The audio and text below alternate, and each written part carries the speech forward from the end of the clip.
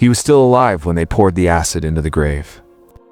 That's what the second ledger confirms. And if you're hearing this, you weren't supposed to. Most plantation legends are about cotton, conflict, and Confederate glory. But when this one is built on bones, it's not the symbolic bones of a crumbling South, but actual bones dissolved, buried, forgotten beneath. The shimmering white pillars of Rosewood Manor. You were taught to believe the Civil War was about ideals, about North and South, but in the woods of Rutherford County, Tennessee, in the summer of 1863, a different war was being fought, not with muskets and flags, but with contracts, chemicals, and cold-blooded precision. The Chamberlain family didn't just survive the war, they thrived. Cotton yields soared. Their slaves were freed, then rehired. Where everything looked legal. Everything looked clean.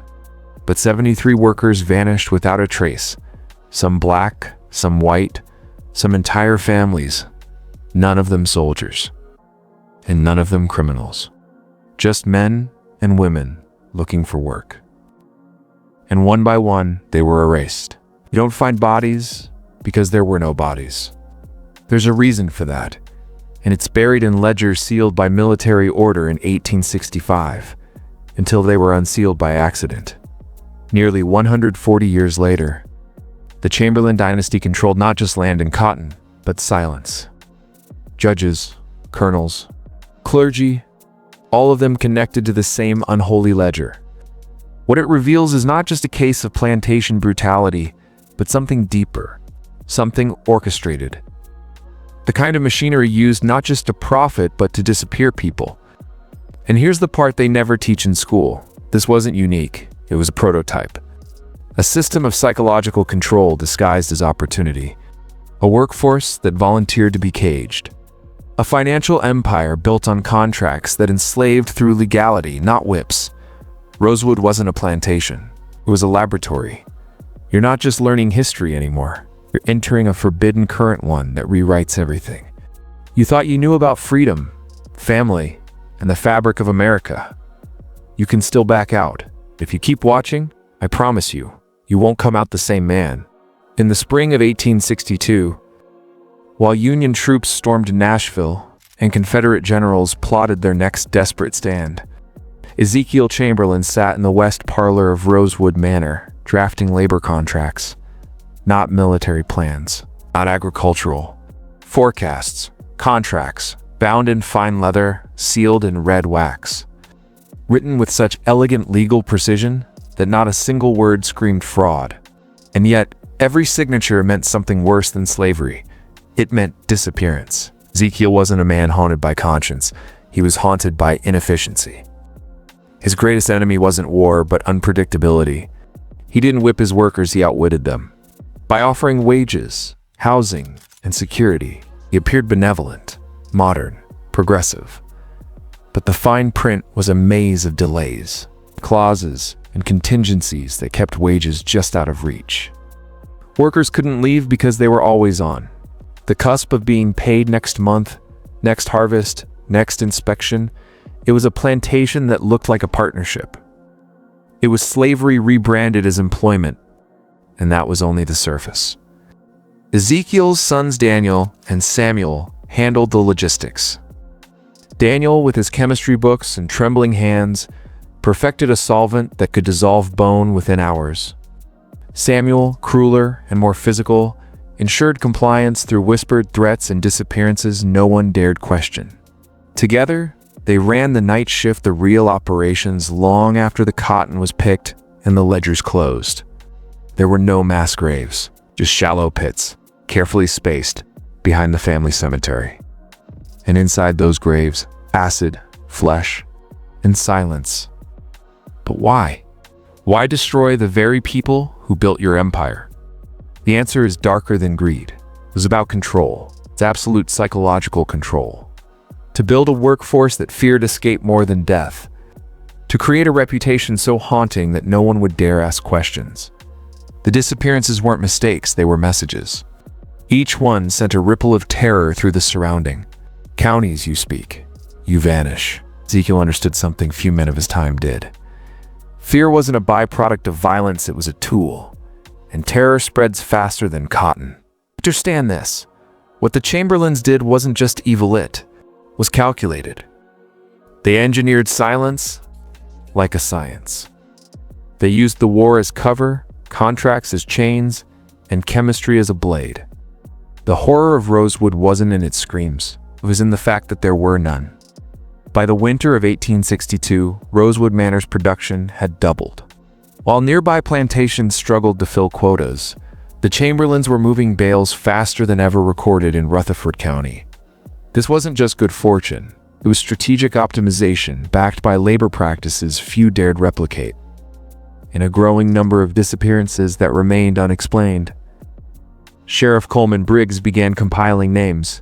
His list started with Thomas Henley, then Martha, James Patterson, Elalana Walsh, the Freeman family, names that held no weight in Washington, but screamed injustice in Middle Tennessee. The patterns were undeniable. Individuals signed the Chamberlain contracts under economic duress. They vanished shortly after requesting wages or questioning operations. Chamberlain records always showed violations: absenteeism, drunkenness, theft. Witnesses always corroborated. No bodies, no crime scenes, only paperwork. Briggs knew the ledger was a shield, a legal weapon designed to protect the perpetrators and discredit the victims. Yet he had no forensic evidence, no viable testimony, and the local court was saturated with Chamberlain allies, judges, lawyers, and landholders who had direct or financial ties to the Cotton Empire. The sheriff found himself surrounded not just by silence, but by complicity. Then came the audit.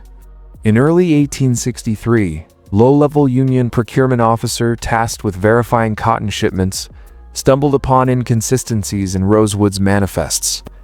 Tons of cotton unaccounted for. Payments received twice under different names. It was clear the Chamberlains were engaged in double dealing with both Confederate and Union agents. The officer filed a confidential report to Washington. That report disappeared. This was not a simple criminal case. It was evidence of collusion at higher levels. Ezekiel had positioned himself as indispensable. His plantation was too productive. His operation to clean on paper and his influence too vast.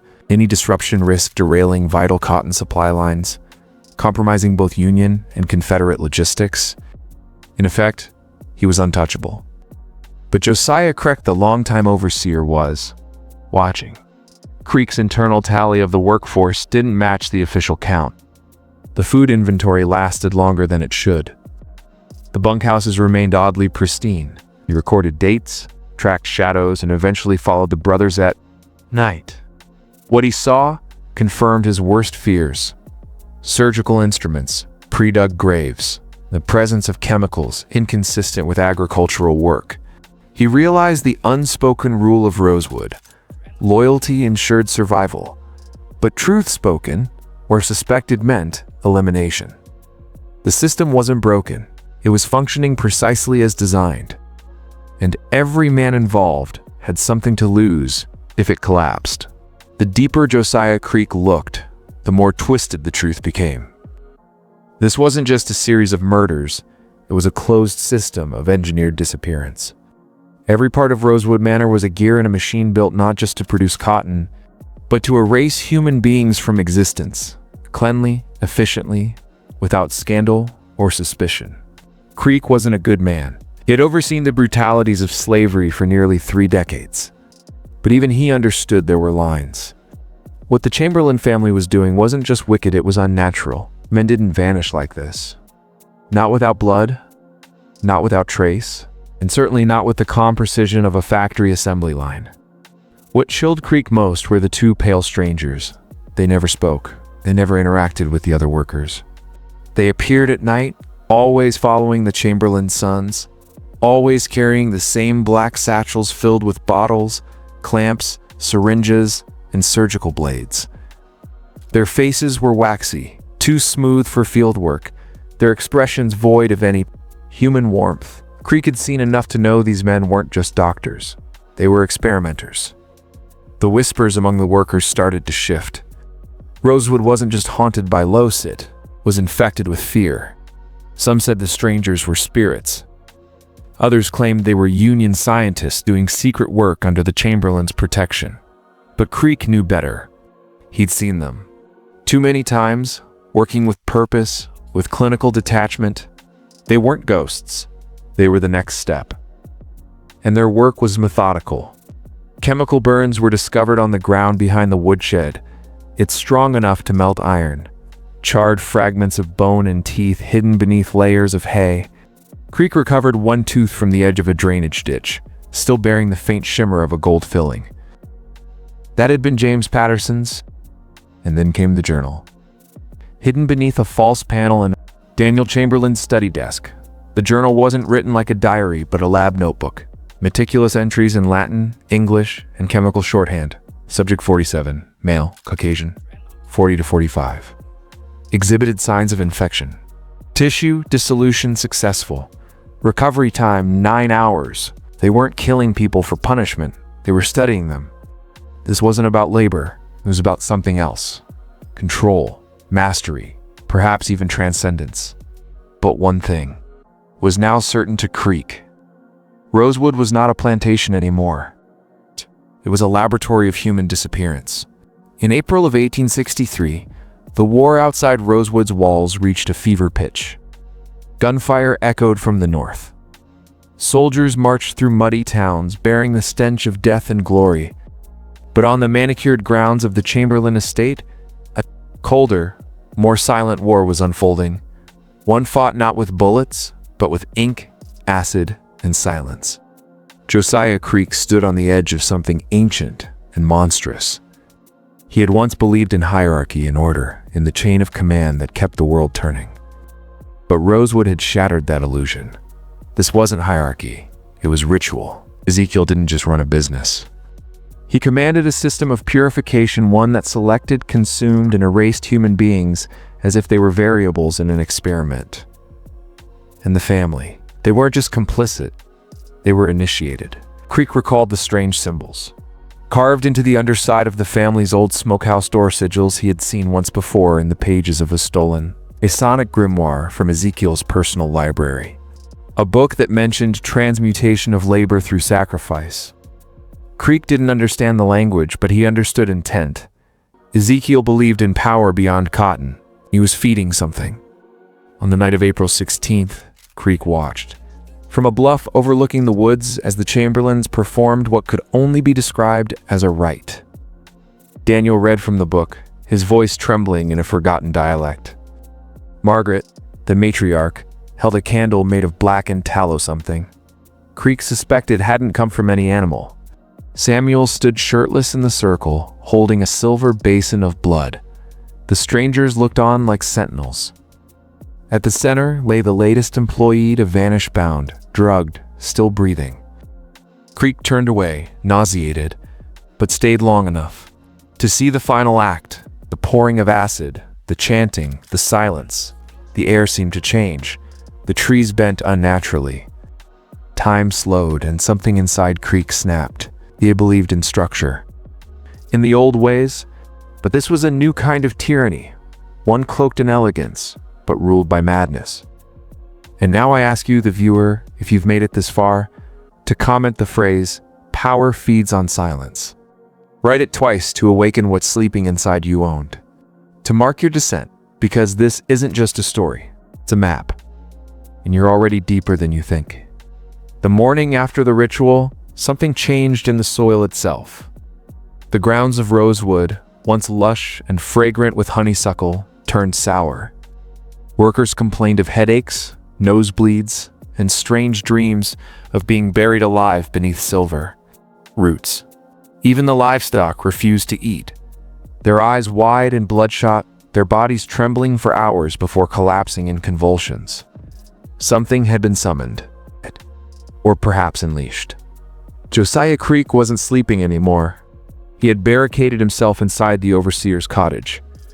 Armed with a pistol, the journal, and a growing fear that the Chamberlains knew he had seen too much. They hadn't confronted him, not directly, but Samuel smirked during breakfast.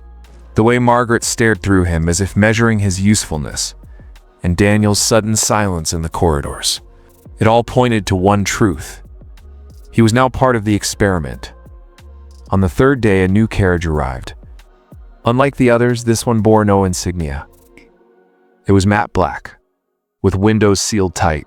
Two men in long coats stepped out, neither locals, neither union, and certainly not farmers. One carried a lead case marked with a symbol Creek had only seen once before. Carved into the bone of a pig buried beneath the chapel floor, the visitors did not speak a word to the workers. They only spoke to Ezekiel. Later that evening, Creek managed to peek through the window of the manor's east wing. Inside, the two strangers were standing beside a large wooden crate. The top was removed, and inside was something wrapped in oilskin, about the size of a small child, but wrong in shape, elongated, veiny. It pulsed faintly. Margaret wept when she saw it, not in fear, but devotion. Ezekiel nodded slowly and whispered, "We're ready." Ready for what? Creek didn't know. What? That word read his scent?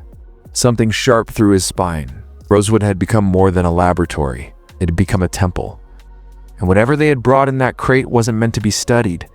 It was meant to be worshipped.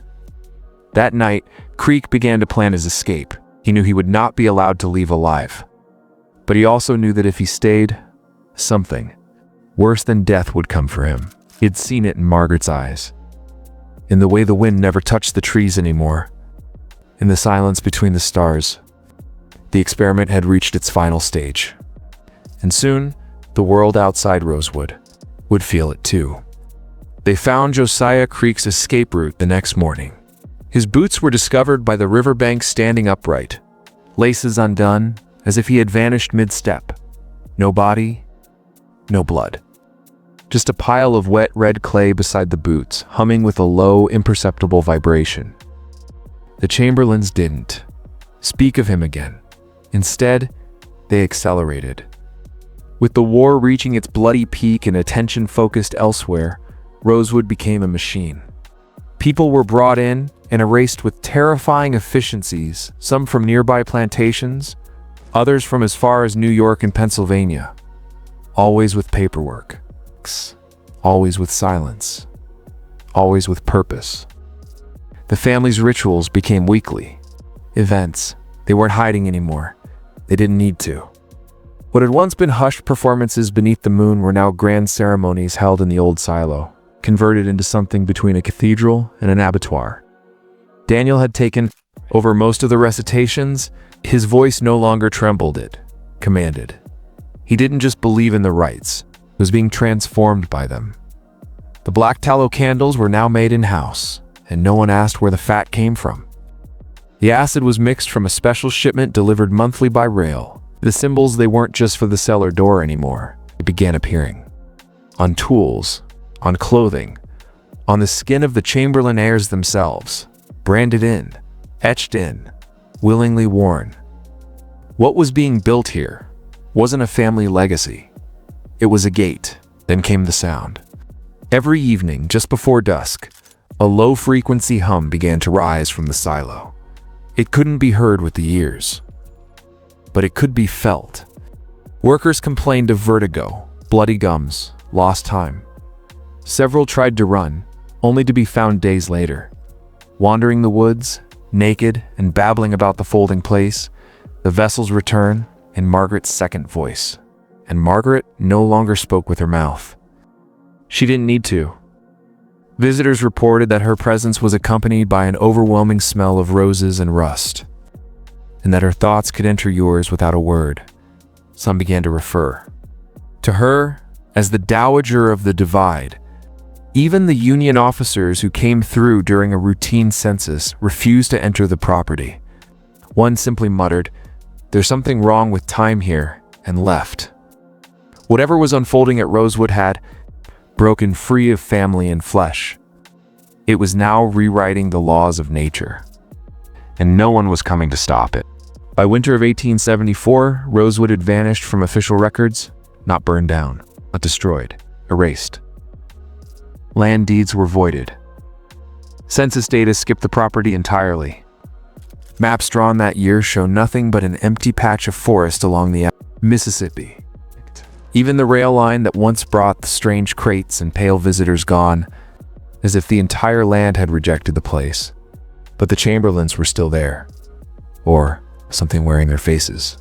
The few surviving workers who escaped later described the family as no longer needing to eat, claimed their voices would echo even when they stood in silence. One woman, Esther Cole, a housemaid who managed to flee after a failed ritual, spoke of how Margaret would now glide, not walk, across the marble floors. Her eyes were a solid, shifting black. "Like oil on water," Esther said, trembling, and she kept whispering in my head, "You've already drowned." Esther was committed to the Jackson Asylum 3 weeks later. Her autopsy revealed her brain had fused slightly to her skull. What terrified the region most, however, wasn't the rumors, it was the weather. Rosewood began producing a kind of local storm of black cloud that never moved, never grew, and never let light in. Birds wouldn't fly near it. Compasses spun. Travelers on the old road would vanish for days at a time, only to reappear on distant porches, unable to explain where they had gone. The townsfolk called it the Silent Patch, and no one dared enter, not even the Pinkertons. One officer from St. Louis reportedly tried to serve a federal notice on the estate after rumors surfaced about missing freedmen being funneled through the property. He was seen crossing the edge of the tree line.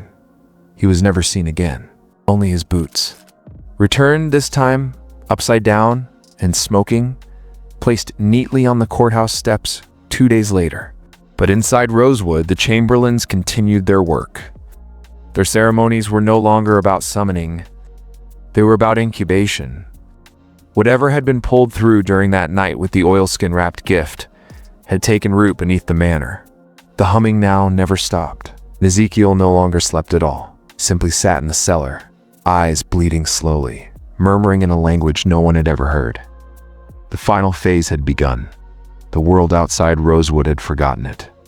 But something beneath it was awake. Spring 1875. A hunting party, 5 men from Natchez, wandered into the Rosewood boundary by mistake. They were tracking a panther known to drag off livestock and children.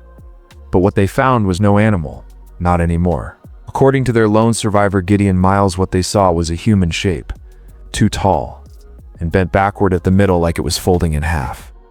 Then, unfolding again, said its skin was white, but translucent, like a peeled onion. Its head was wrung longer and back.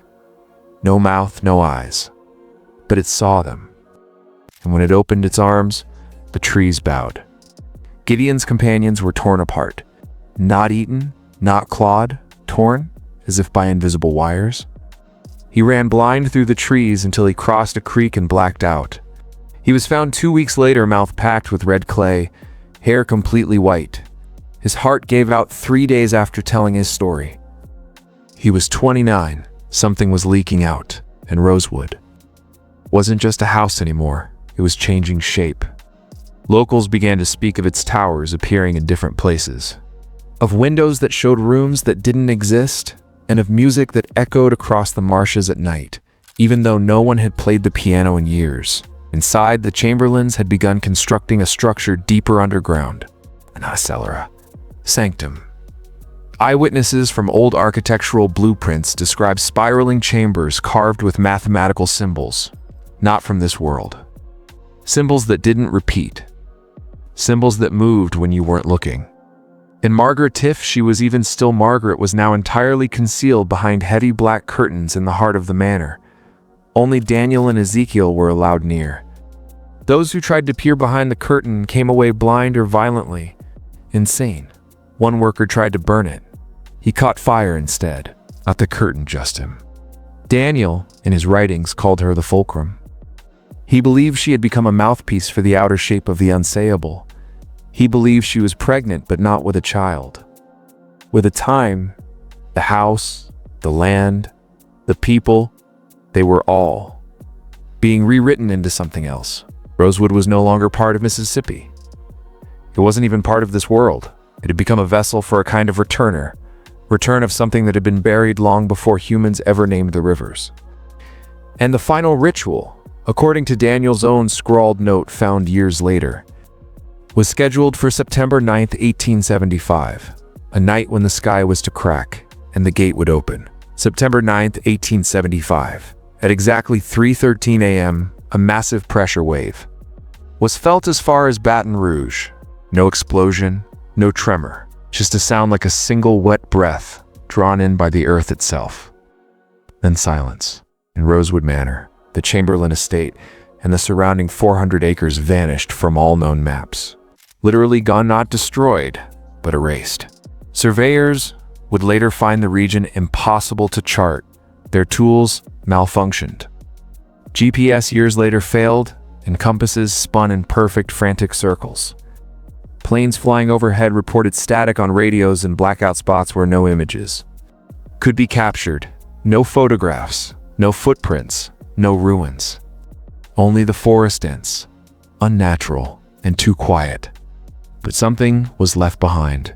In 1923, a group of occult researchers from the University of Chicago, calling themselves the Orphic Circle, found a shard of obsidian half buried in the dirt near where the manor once stood.